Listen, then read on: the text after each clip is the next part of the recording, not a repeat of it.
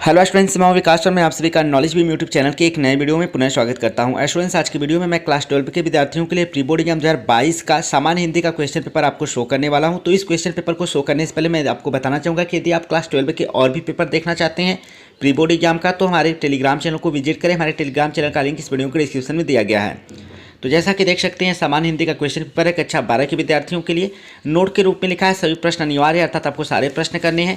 खंड क से जो है आपका यह प्रश्न पेपर स्टार्ट हो रहा है। इसमें पहला का क वाला प्रश्न है, अमीर खुसरो की रचना है।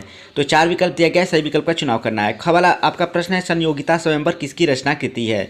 ग वाला प्रश्न है, हिंदी एकांकी के जनक माने जाते हैं। तो 4 विकल्प इनके लिए दिया गया है, सही विकल्प आपको चुनाव करके अपनी उत्तर पुस्तिका में लिखना है। इसके बाद घ वाला आपका प्रश्न है, निम्न में से कौन खड़ी बोली का प्रथम महाकाव्य है। इसके बाद अंग वाला आपका प्रश्न है, भारत की एकता के लेखक हैं।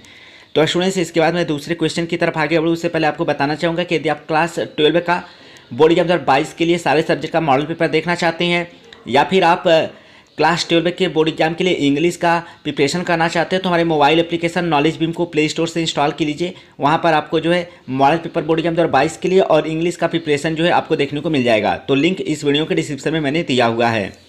इसके बाद दूसरा का क वाला प्रश्न आपका है, हारे को हरि नाम काव्य ग्रंथ के रचनाकार हैं। तो कौन है आपको यह बताना है। ख वाला प्रश्न है आपका, हिंदी साहित्य में किस काल को स्वर्णयुग कहा जाता है। ग वाला प्रश्न है, हिंदी के प्रथम कवि के रूप में मान्य हैं। इसके बाद घ वाला क्वेश्चन है आपका, कठिन काव्य का प्रेत कहा जाता है। इसके बाद अंग वाला आपका प्रश्न है, कामायनी महाकाव्य में सर्गों की संख्या है। तो स्टूडेंट्स, अगर आपको हिंदी के जो ऑब्जेक्टिव क्वेश्चन है उनका प्रिपरेशन करना चाहते हैं तो भी हमारे मोबाइल एप्लीकेशन पे आपको इनका प्रिपरेशन देखने को मिल जाएगा। इसके बाद तीसरा जो आपका प्रश्न है वह कह रहा है कि दिए गए गद्यांशों पर आधारित प्रश्नों के उत्तर दीजिए। तो यह गद्यांश जो है आपको पढ़ना है और पढ़ने के बाद नीचे जो यहाँ पर प्रश्न पूछा गया है उन प्रश्नों का उत्तर आपको ऊपर दिए गए गद्यांश के आधार पर देना है। ठीक है, इसमें अथवा करके एक और गद्यांश दिया है, तो इससे आपको अगर स्पष्ट रूप से न दिख रहा हो तो वीडियो की क्वालिटी बढ़ाकर देखेंगे तो आपको स्पष्ट रूप से दिखाई देगा। तो आप चाहें तो अथवा वाले गद्यांश को पढ़कर नीचे जो प्रश्न पूछे गए उनका उत्तर दे सकते हैं। इसके बाद आपका चौथा प्रश्न स्टार्ट हो रहा है। तो कह रहा है कि दिए गए पद्यांश पर आधारित प्रश्नों के उत्तर दीजिए। तो यहाँ पर ऊपर आपको पद्यांश दिखाई दे रहा है, उस पद्यांश को पढ़ना है और पढ़ने के बाद नीचे क ख ग घ करके जो प्रश्न पूछा है उनका उत्तर आपको उसी ऊपर दिए गए पद्यांश के आधार पर देना है। इसके बाद इसमें अथवा करके एक दूसरा पद्यांश भी दिया है और उसके नीचे भी प्रश्न पूछा गया है, तो उन प्रश्नों का उत्तर भी आपको ऊपर दिए गए पद्यांश के आधार पर देना है जो अथवा करके दिया हुआ है। आप चाहो तो अथवा वाला करो या फिर चौथी का जो पहला है उसे कर सकते हैं। तो इस साइड भी देख सकते हैं और जो घ अंक वाला प्रश्न है इस साइड है। अगर स्पष्ट रूप से न दिख रहा हो तो वीडियो की क्वालिटी यूट्यूब की सेटिंग से बढ़ा लीजिएगा।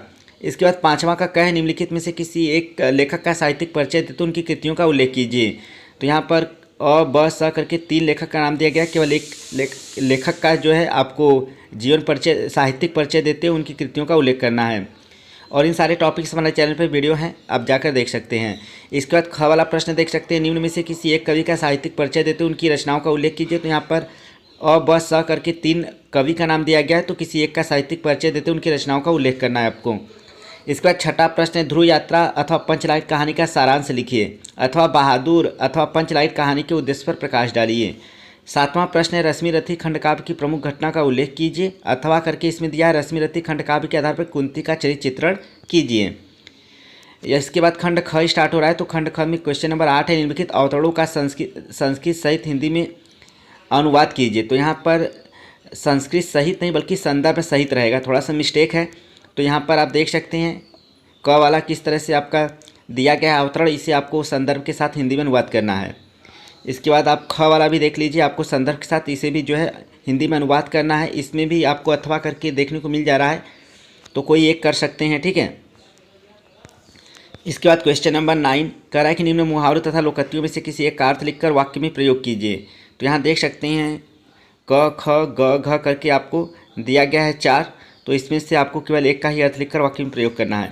इसके बाद 10वां का क है, निम्न शब्दों के संधि विच्छेद के सही विकल्प का चयन कीजिए, अर्थात सही विकल्प आपको चुनना है जैसा कि आपको विकल्प दिया गया है। ठीक है, इसके बाद आप देख सकते हैं ख वाला प्रश्न करा, निम्न शब्दों के विभक्ति के सही विकल्प को चुनकर लिखिए। तो आपको सही विकल्प का चुनाव करना है। इसमें पहला दूसरा करके 2 प्रश्न आपसे पूछा गया है। इसके बाद आपका क्वेश्चन नंबर 11 का क है, निम्न शब्द युग्मों का सही अर्थ चयन करके लिखिए। तो पहला दूसरा करके इसमें भी देखिए पूछा गया है। ख वाला आपका प्रश्न है, निम्न शब्दों में से किसी एक शब्द के 2 अर्थ लिखिए। तो दो ही का लिखना है। इसके बाद ग वाला प्रश्न है, निम्न वाक्यांशों के लिए एक शब्द का चयन करके लिखिए। इसमें भी पहला दूसरा करके दो प्रश्न आपसे पूछा गया है, ठीक है। इसके बाद घ वाला आपका प्रश्न है, निम्न में से किन्हीं दो वाक्यों को शुद्ध करके लिखिए। तो यहाँ पर आपको केवल दो ही वाक्यों को शुद्ध करना है, 5 वाक्य दिया गया है।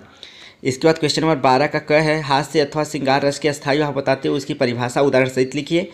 ख वाला प्रश्न है, यमक अथवा उत्प्रेक्षा अलंकार का लक्षण एवं उदाहरण लिखिए।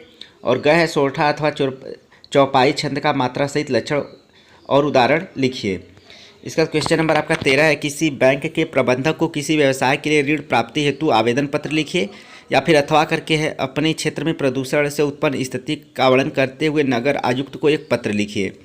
इसके बाद आपका क्वेश्चन नंबर 14 जो है करा कि किसी एक विषय पर निबंध लिखिए। यहाँ पर 5 विषय आपको दिया गया, किसी एक विषय पर आपको जो है निबंध लिखना है।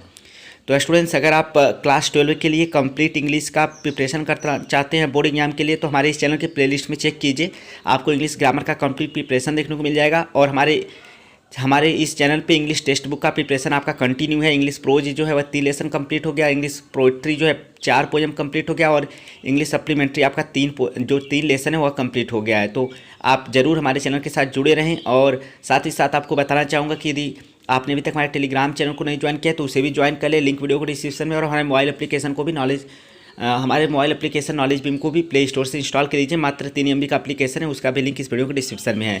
तो इस वीडियो में फिलहाल इतना ही, मिलते हैं नेक्स्ट वीडियो में। तब तक के लिए thank you so much watching this video.